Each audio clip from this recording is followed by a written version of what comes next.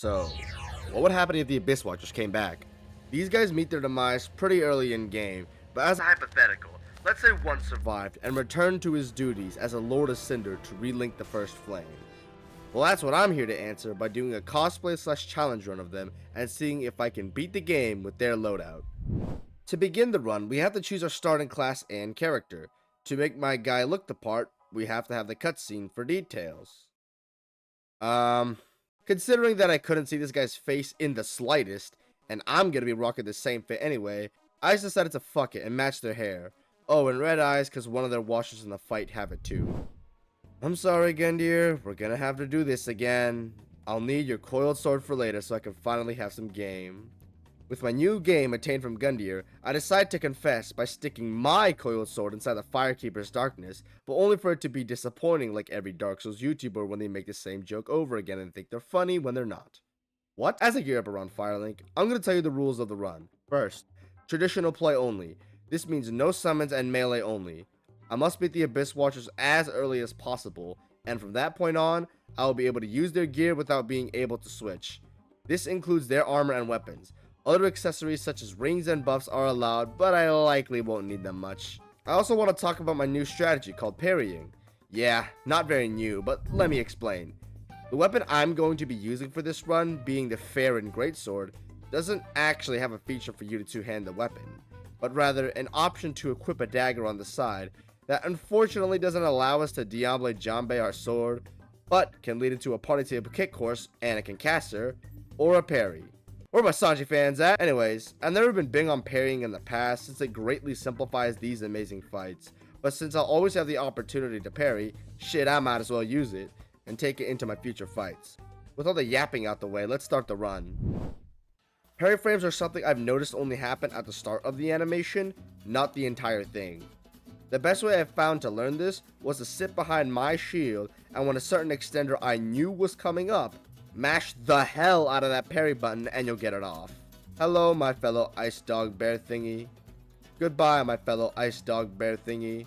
Pushing into the undead settlement, I make quick work of the Curse Rod at Greatwood since I'll need him for the Farron Greatsword later. Fun fact, did you know he has these sacks on the side of his body? And on his back as well? I use the power of gravity to kill these two bozos again and trudge through the engaging gameplay of Farron Keep.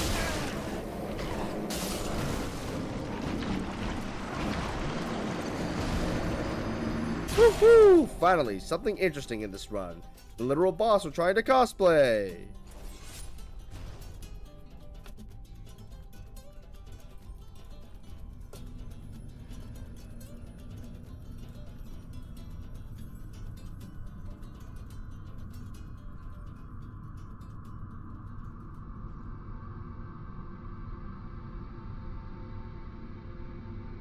Chama ou não chama? So, I gotta say, up to this point, I first tried every boss on a +0 weapon without much difficulty. I've never had trouble with the Abyss Watchers aside from my first playthrough, so imagine the absolute newsflash I got when these guys rocked my shit. I don't even know why they gave me so much trouble. Since this is the first boss that can be parried in the run basically, my practice finally doesn't feel like a complete waste of time. Learning the timings for these guys felt more strict than anything else I had fought so far. The strategy I implemented earlier proved to be still useful here for some easy riposts. The damage was, well, admittedly a bit poor, but it's not like it was bad or anything. Most of my difficulties ironically came from phase 1, as once the two Abyss Watchers showed up, these two just switched their AI to Elden Ring gank boss mode and would not let up. It also didn't help that once my teammates spawned in, they just decided to stick them in a blender that I was not ready to stick my dick into. What sucks even more is that when my teammate wasn't being shredded, he was 90% of the time actively conspiring against me. Bitch. Oh, the other 9% of the time, he would be, yeah, I'll leave that to you.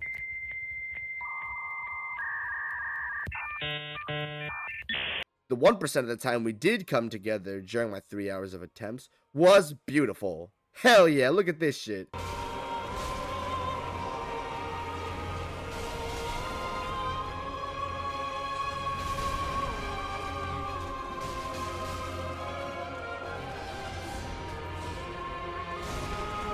Phase 2 was no pushover, but significantly easier than the other phase, since there was no RNG dice roll factor influencing my death. Parrying was my crutch in phase 1 for easy peasy and effective damage on my +0 longsword, but really you could just toss all that out of the window in phase 2, considering that there were a couple factors that prevented me from doing so effectively. I tried to parry phase 2 for a while using the same openings I found in phase 1, but one mistake in the timing was colossal for my health and stamina. Grinding up all of RNG phase 1 to phase 2 was hard, but I tried to parry that crap in phase 2 out of neutral is, yeah, fuck that. While trying to learn the boss, sometimes he would just pop out with extenders that came out so quickly I would be melted before I even knew what was going on. I'm sure this is reactable and doable with some practice, but for me, nah, he ran my patience too thin. I eventually just decided to play it safe and adopt the reactive, more passive playstyle since I didn't have the stats nor balls to go in aggressive like I usually do. I got over my skill issue and with some perseverance, aka patient and waiting like a little bitch, and defeated the Abyss Watchers, which at last granted me the tools I would need in the run. My weapon, an outfit, yikes, I'm broke. Well, I sucked up my Abyss Watchers from home looking ass fit and went on to go fight the Crystal Sage. Utilizing the parries to my advantage, I ran my fair and great sword through Crystal Sage's hollow husk of a body and finished her quickly. And with that, we could finally attain the full Abyss Watcher drip. Notice anything different? Me neither. Moving on, the cathedral lead up is what you'd expect. Teleporting dogs, clinically depressed deacons who for some reason want to set themselves on fire in broad daylight, and the most chaotic door in history. Deacons of the Deep is another boss you can parry, but I mean, what's the point of that? Especially in a room as stacked as this one, focus on the mass is better, and that's exactly what I did. The Fair and Greatsword swings are extremely wide, and great for crowd control, but it just wasn't enough due to the low damage it did, coupled with the heat of the boss fight. I don't think the Abyss Watchers are supposed to feel social anxiety, but I sure as hell did after I got a first-person view of a bunch of fat people staring at me into my soul, like now what, motherfucker? You just lost to Deacons of the Deep with 500 hours on the game. Unable to bear the shame of my absolutely crushing, humiliating, and submissive defeat, I headed to the catacombs of Carthus to fight High Lord Gundyr in an attempt to restore my non-existent glory, honor, and ego. I made quick work of my fellow Skelly bro and went back to face the congregation that had once defeated me. While trying to survive the mosh pit that was the Deacon's fight, something I had remembered was that my weapon had a skill on it that allowed for the breakdance combo. Hey, I put 1 and 2 together and started breaking down in the middle of the floor looking like a seizure patient with no EpiPen in sight. This is by far the most effective tool I've ever had for taking down this boss. Seriously, the sporadic movement of the skill with the greatsword flying all over the place allows for hit stun of everything around you, practically turned me into a rolling homing hitbox, completely trivializing the fight. The Deacons get slept. Our ancient snow globe comes to life and appears as one of areas that actually look good in this game. When I first played the game, I swore these Pontiff Knights had infinite extenders that were next to impossible, but after Elden Ring, meh. Piss easy. Derailing offer to the profane capital. We get my boy, Yorm. The Abyss Watchers use a Storm Ruler, right? Trust me, bro, it says right here. What? You don't believe me? Well, IP 92282 Pontiff Sullivan. There's a reason why I don't parry Pontiff, and you probably already know why. It completely trivialized the fight, and Pontiff is a complete light pack. If you can actually parry him. I don't want to treat such an amazing boss this way, but I just had to out of my own curiosity, and I really don't recommend it to anybody trying to learn him. You basically turn this guy into a scripted event if you know how to parry, which is such an obvious but extremely well designed telegraph, as basically anything out of his orange sword is parryable. My problems with him came in second phase, when it became extremely overwhelming to not parry the clone but to parry Pontiff.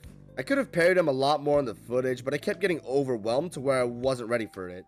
The boss should have went by much cleaner than it did, but apparently not for my panicking ass. Eventually, however, with some determination, Pontiff gets parried and ends up Gwyn Gwyn Gwon. Aldrich. Dancer!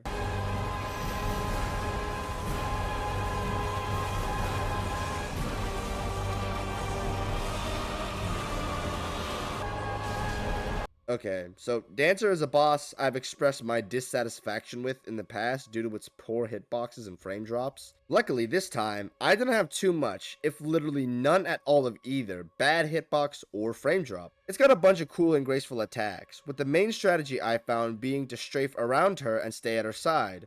Or for simpler terms, stick my face into her ass and stay motorboating for the best chance of survival. What I found a little weird though is how passive this boss can be sometimes. At certain points, I can just keep slapping that ass and she just won't react. Like, what? Damn, I know you're deprived, but BDSM is not something this Ashen one is into. When it does its phase transition, I just run away from it, since there's no way in hell I'm gonna attempt to avoid that. Her phase 2 moveset follows the same logic as phase 1, with graceful and cool spinning attacks, except with more extensions. Non-Cancer Dancer is a B+ or A- tier boss, and as the ultimate commander of romancers, this boss is definitely an enhancer for the game. I'm sorry, that was cringe as fuck, let me stop. Proceeding from Dancer, we get more parryable enemies and more poison swamps. Exactly what I wanted. Our next boss is the professional Yapatron, Oceiros. Another boss that you can't parry, and I guess one that you can't even hit often either, since every 10 seconds this guy has a mental alarm in his brain to set off a curse attack, so I run away. Still, I could get at least some damage off with this ridiculously slow strategy, which propelled me into phase 2. I don't know what else really to say about it. Basically, just lick his nuts and you'll be good. Aside from his charge, this one positioning trick basically trivializes the fight. Proceeding to the next boss, I remember the asshole Pilgrim that ruined my life the last time I played this game.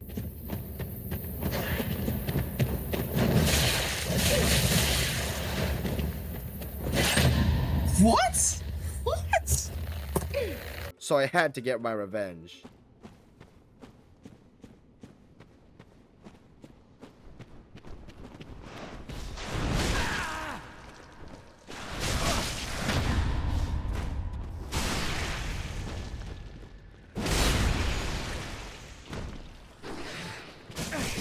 Haha!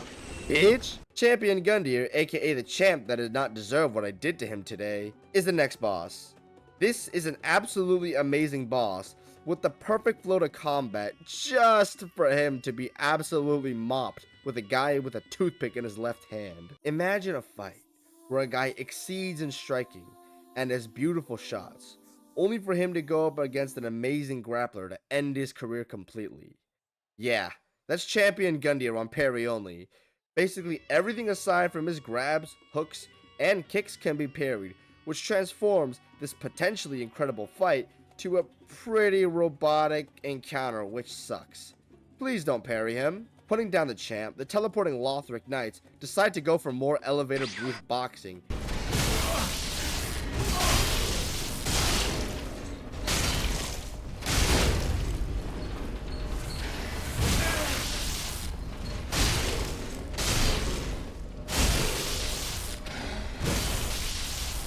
Yep, okay, a Merman's 3 versus Lothric Knight round 3 is the next video. Dragon Slayer armor is up next, and something I found after this video is that yes, you can technically parry him. Can you riposte him? You think? Look at this giant hunk of armor and tell me that you could stab him through the chest. Fuck that. The fight goes as per usual besides this one bad hitbox. Apart from that though, it's smooth sailing. Alright, Twin Princess time. Oh snap, I forgot old Demon King. Hi old Demon King. I'm gonna stat check you. Bye, old Demon King. Okay, back to Twin Princes. This is a fight I've always struggled on, and I've never known why. I can consistently beat almost every other boss in a couple of tries, but I wondered why this was the one that always took me a couple of hours to beat. Well, today I found out that memorizing his patterns is important, yes, but it's not why they're hard. It's the reaction time that always gets me. Looking back at the footage, this fight feels like a more reaction time test, rather than a fight where I have to memorize positioning, combos, and directional rolls. So many of these guys' attacks comes at a light speed back to back, and I have to power through. My poor damage really doesn't help, on top of the fact that they aren't parryable. On top of the fact that they move a ton, so I can just toss my weapon art out the window as well, making them almost an antithesis to my build. These bums made for the hardest fight of the run, and the worst thing about it, I was fighting them on a headache. I was fighting these motherfuckers sick. It was actually so bad. I felt like my head was splitting in half, and I still beat them. Yeah, I got a migraine afterward. Fuck y'all. Ancient Wyvern is Ancient Wyvern, and now we get to fight the Nameless King. Our big turkey friend here presents us with new moves, like this annoying wind blast that I've never seen before. And, okay, I'm not gonna pretend I like King of the Storm anymore. This shit sucks. Seriously, from fix your cameras. Stellar Blade and Near Automata know where it's at. They should take a lesson or two from them. As for Nameless King, my experience with him was rough. I was told that there's some consistency by counting his extenders by odd, meaning that there's no extender, and even meaning that there is. I may be stupid and don't know how to count, but I did not find this consistent in the slightest. I just could not get a read on these guys' enders or extenders, so I just prayed that he wouldn't keep going, and it seemed to work out well enough for me. Shut up, Gael. Just bring me to the big lady in the Ring City. Ariandel goes as smoothly as ever, and I destroy the vile villain with some breakdancing. Sure, I can parry him, but I'm not gonna try that shit when this guy does so much per swing. Further in, we get to greet the big lady and we can begin our battle. Since last video, I've gotten much better at the boss, and I thought this wouldn't be much of an issue. Unfortunately for me, Friede, Blade of Mikola, turned full-on Millennium mode and kicked my ass in Phase 1. Like, I thought this was Dark Souls 3, not Elden Ring. Why is she attacking so much? Phase 2 is as fun as ever, as spanking old daddies never gets old. There are a couple of points where the boss does feel a bit cheap, like this. One thing I noticed about my fight was how much damage Ariandel does. Seriously, people get on Elden Ring for damage values. Look how much DS3 was doing by its DLC. Ah yes, some Black Flame Friede. How could I ever forget such an amazing phase? Seriously, the reflexes from my Friede video kicked in and made light work of her. I got such a sick finish on her.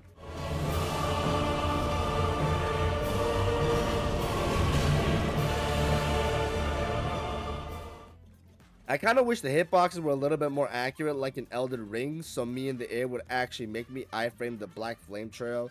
But hey, I'm content with what I got. The Drake stays relentless and, to be honest, unfun as ever. Seriously, who designed this shit, man? Old Yarnum if the guy up in the tower had a fucking hollow point split ballistic missile tip fucking laser gun from Mars. I don't know from. These guys ain't it. At the end of the Dreg Heap, we can encounter the second best gank in FromSoft history. And I'm sorry to those guys who had to deal with me crying about these two before, since now I think they're amazing. Everything finally clicked for me and just decided to be well designed this time, and it led to a pretty fun experience.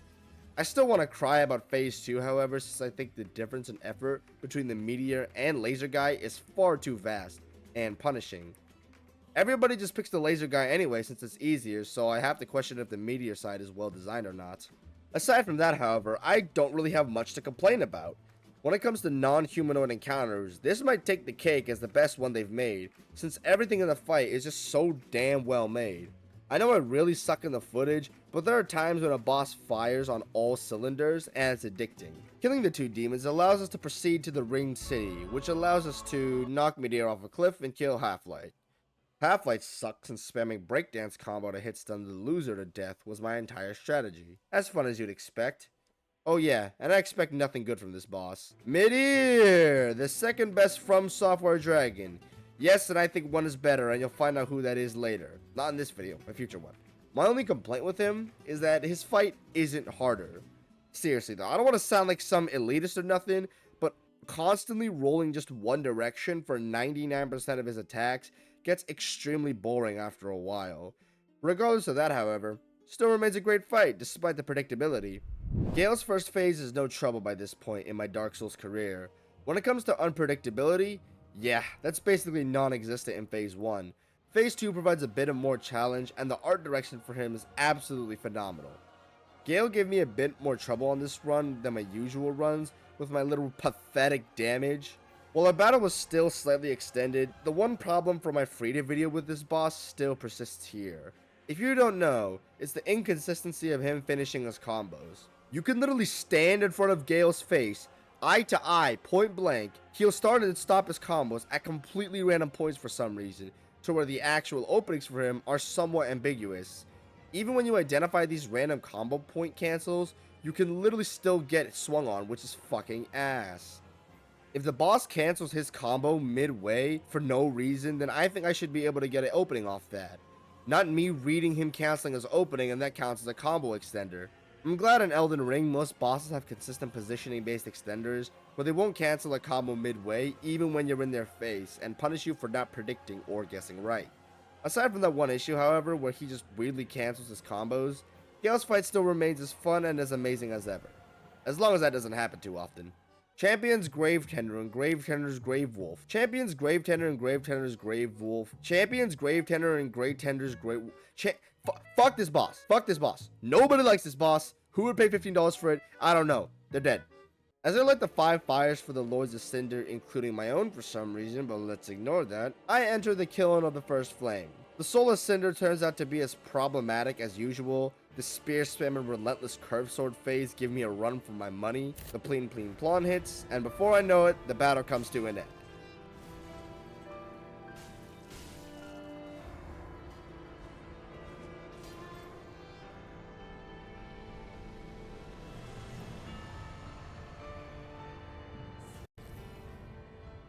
So, what happens if the Abyss Watchers came back? Shit, I don't know, I'm no lorehead or power scaler.